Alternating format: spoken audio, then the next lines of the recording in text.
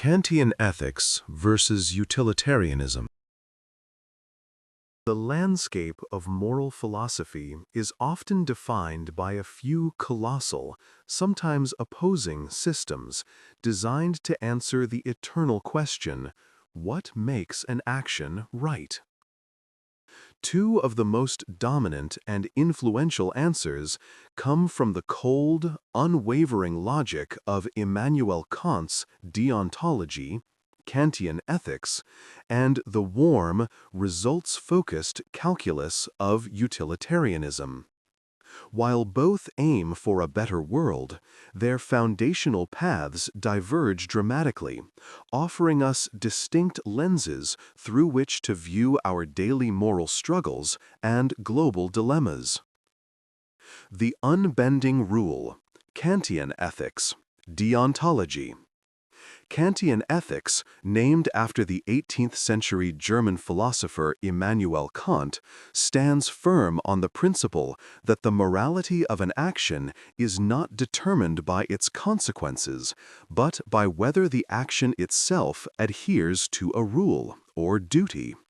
It is, at its heart, an ethics of duty and goodwill. For Kant, the only thing that is unconditionally good is a good will, the intention to act from a sense of moral obligation or duty irrespective of the outcome. The categorical imperative, the moral compass. Kant's entire system revolves around the categorical imperative, a universal and unconditional moral law that all rational beings must follow. It's not a hypothetical, if you want X, then you must do Y, but an absolute, you must do Y. Kant offered several formulations of this imperative, but two are most critical for understanding its power. 1. The formula of universal law. This asks, act only according to that maxim whereby you can at the same time will that it should become a universal law. In plain language, before you act, imagine a world where everyone follows the rule you are about to follow. If that universalized world is logically contradictory or undesirable, then your action is morally forbidden. For instance, if you consider lying to escape a jam, can you will a world where everyone lies when it's convenient? No, because the very concept of trust, which makes a lie effective, would cease to exist. Therefore, lying is universally wrong. 2. The formula of humanity. This demands, act in such a way that you treat humanity, whether in your own person or in the person of any other, never merely as a means to an end, but always at the same time as an end. This is arguably Kant's most influential contribution. It means you must never use a person solely as a tool to achieve your own goals. Every person possesses intrinsic worth and dignity as a rational being, making them an end in themselves. Exploiting or manipulating someone, even for a good cause, violates this fundamental dignity. The essence of Kantian ethics is its rigidity. Moral rules are absolute. If a rule says, do not lie, then you must not lie, even if lying would save a life. This commitment to principle over result is both its strength and its most frequent point of criticism. Son, the greatest good, utilitarianism. Utilitarianism offers a starkly contrasting framework, one rooted entirely in the consequences of an action. Developed by thinkers like Jeremy Bentham and John Stuart Mill, utilitarianism states that the most moral action is the one that maximizes utility, typically defined as happiness or pleasure, and minimizes pain or suffering for the greatest number of people. Its motto is simple and powerful: the greatest good for the greatest number. The hedonic calculus. For early utilitarians, morality was a form of moral arithmetic or a hedonic calculus. To determine the right action, one would essentially 1. Identify all possible courses of action. 2. For each action, calculate the total amount of pleasure and pain it would produce for everyone affected. 3. The action that yields the highest net balance of pleasure over pain is the morally obligatory one. This focus on outcomes makes utilitarianism incredibly flexible and intuitive in many real-world scenarios.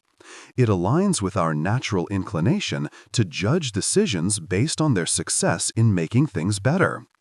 If telling a small lie saves thousands of lives and prevents immense suffering, a utilitarian would likely argue that the lie is not only permissible but required. Act versus rule utilitarianism. Recognizing the potential pitfalls of blindly applying the calculus to every individual action, utilitarians developed a distinction. Act utilitarianism judges each individual act based on whether it maximizes utility in that specific situation, e.g., should I break this promise right now? Rule utilitarianism judges actions based on whether they adhere to a rule whose general observance maximizes utility. E.g., does a general rule that people should keep promises lead to greater overall happiness than a rule that people should break promises when convenient? Rule utilitarianism attempts to bridge the gap with Kant by establishing beneficial, generally unbreakable rules, but it still grounds the validity of the rule in its consequence, not duty. X, the Great Divide, intention versus outcome. The profound difference between the two systems boils down to where moral value resides. Feature: Kantian ethics, deontology, utilitarianism. Source of morality: intention, duty, action must be good. Consequences, outcome, act must produce good. Flexibility: rigid, absolute, rules cannot be broken. Flexible, relative, morality changes with the situation. Focus: individual rights, dignity, universal laws. Collective well-being, happiness for the majority. Core problem: can be morally blind to disastrous consequences. Can justify injustice toward an individual or minority. The conflict becomes apparent in the infamous trolley problem. A runaway trolley is heading toward 5 workers. You can pull a lever to divert it onto a sidetrack where only 1 worker will be killed. A utilitarian would almost certainly pull the lever. 1 death is preferable to 5. The overall suffering is minimized. The math is clear. A Kantian faces a deeper dilemma. Pulling the lever makes you directly responsible for the death of the 1 person. You are actively using the 1 person as a means to save the 5, violating the formula of humanity. For a strict Kantian, the duty not to kill or the duty not to use another person as a mere tool might prohibit pulling the lever, even if it leads to a worse outcome. This theoretical clash demonstrates the practical struggle of ethical decision-making. Do we prioritize universal principle, or do we prioritize the tangible result of happiness and reduced suffering? While Kant offers the comforting stability of unwavering moral truth, utilitarianism offers the compassionate drive to alleviate the most pain possible. Many modern ethical frameworks attempt to find a synthesis, recognizing the need to protect fundamental rights, Kantian, while also striving for the betterment of society. Thank you so much for diving into this fascinating debate with me. If this exploration of duty and consequence sparked any thoughts, I'd genuinely love to hear them in the comments below. Don't forget to hit that like button if you found this insightful, and make sure you're subscribed so you don't miss our next deep dive into philosophy. Your support helps this channel grow.